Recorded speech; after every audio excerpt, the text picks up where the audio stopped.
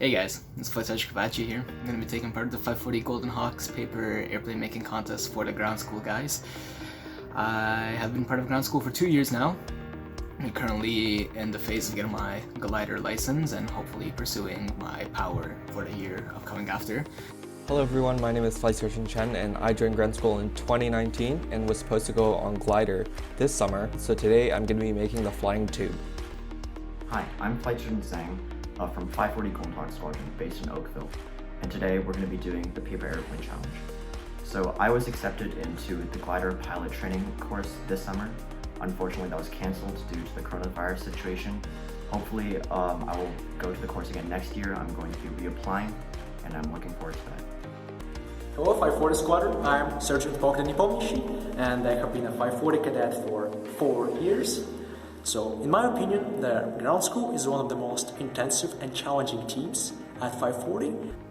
Hi, I'm Sergeant Bolt, and in this video I'm going to demonstrate why my paper airplane is the best and why it's going to fly the farthest. Because for this challenge, I used my experience from 540 ground school and the advanced aviation course which I took last summer, and I know that out of all the ground school contestants, I put in the most research and development into my project.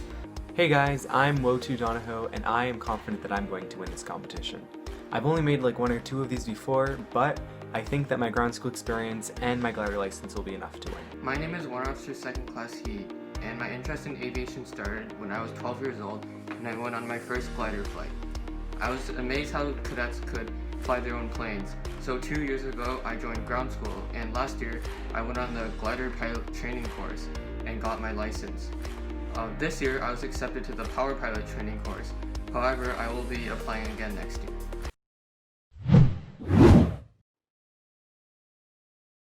Today I'm going to be constructing the Schweitzer 233, which is your typical cadet glider. Its glide ratio could be a bit improved, so I was going to try to design a paper airplane that hopefully can match up or surpass its glide ratio. The paper airplane I'm choosing to make is the one that set the world record for distance. And I remember first discovering this plane back in grade 6 or 7 when I was part of a paper airplane challenge, and I made it and it flew really well, so I'm planning to do that again. So this particular airplane, not this one, but the design, has been used to set the world record for distancing. The center of gravity, number 8, which I pointed, is ahead of the center of lift, the wings. And so this makes the airplane's nose go down, which makes the airplane need more airflow so that it can continue flying, and makes a better stability. My paper airplane is modeled after the Canadian CF-105 Avro Aero. It has a monocoque type fuselage, so the skin bears the weight. There's no need for a truss inside the plane, which reduces weight. It also has delta wings, as you can see, which is good for high and low speeds, and that's really important as this paper airplane is powered by an Estes B64 rocket engine. So one very important thing to keep in mind when building a paper airplane is how you're going to keep the aircraft stable. So one thing that I plan on incorporating in my design is something called winglets. So those are little wing-like structures that attach to the edges of the wings, and they'll help increase the lift, keep it in the air longer, as well as increase the stability of the airplane. So the plane I'm going to be making today is a walk-along glider. So it uses the same principle as birds. If you have ever seen a bird fly for a long time without flapping its wings, it's because it's using warm columns of air called thermals to stay aloft. Because warm air rises, the birds are able to stay up for longer.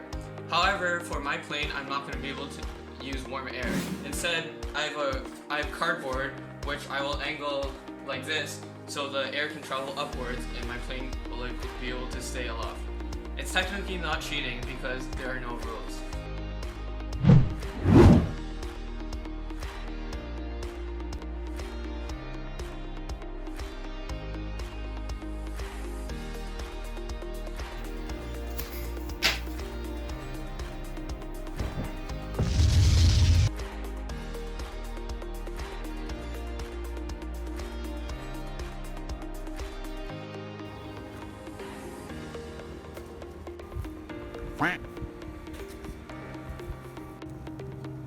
This airplane traveled a total of 7.5 meters.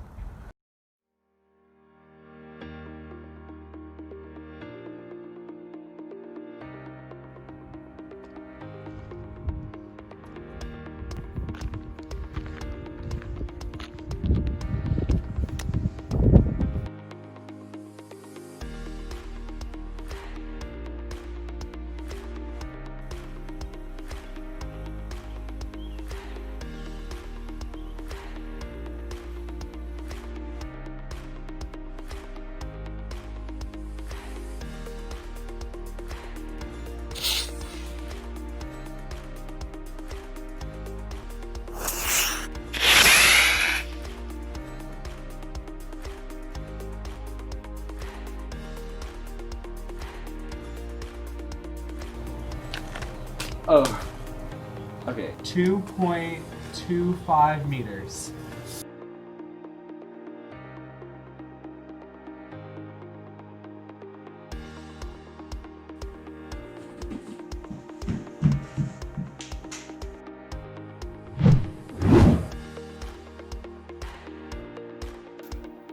So that did not go out as planned. Didn't fly as far as I thought it would. The airframe took just a bit of damage, just a bit. We could always use some tape to fix it. Yeah, I mean, hey, at least I got the snazzy design here. I think I'll just stick to simulations instead. So to be honest, I think that went pretty well. I mean, it's a tube, so I didn't expect it to go that far anyways. However, it went 7.5 meters, which is pretty good to me.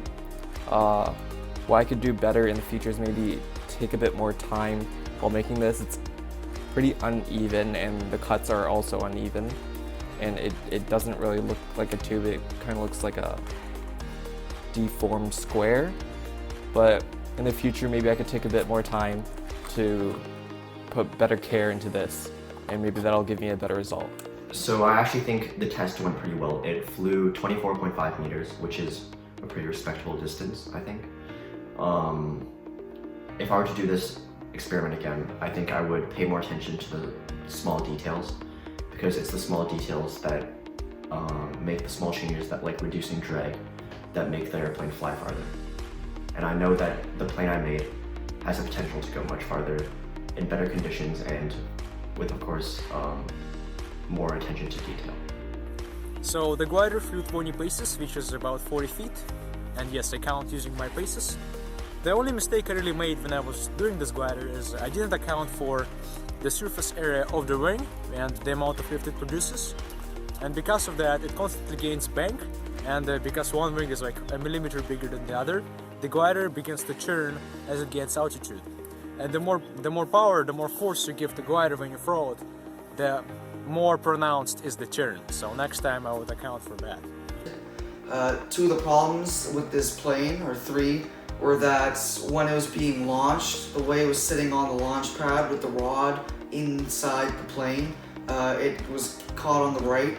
So when the plane went forward and launched off the launch pad, it pulled to the left and then had to correct itself, which made it go into a roll. It worked so well that the plane ended up launching the rocket engine out the back when the charge went off. So the plane still worked really well, but next time those are two things I would work on to make this plane fly even better than it did. Okay, so I'm gonna be honest, I wasn't expecting my plane to be that bad. I thought it would go at least like 5 meters or so. But I look back in the FGU, and apparently the winglets that I included, those are only used for larger, heavier aircraft. You're not supposed to put them on smaller aircraft like paper airplanes. So next time I'll make sure to read all the details before I include design features, and hopefully it will go better. So I think my airplane did pretty well for what I had today. It went slightly more than 5 meters. So this airplane has been known to go an infinite amount of distance because it uses artificial lift, and it doesn't just glide down. So if I were to do this again, I would build it out of more lightweight material like foam, so it would descend slower. So I hope you learned something new today, and thank you for watching.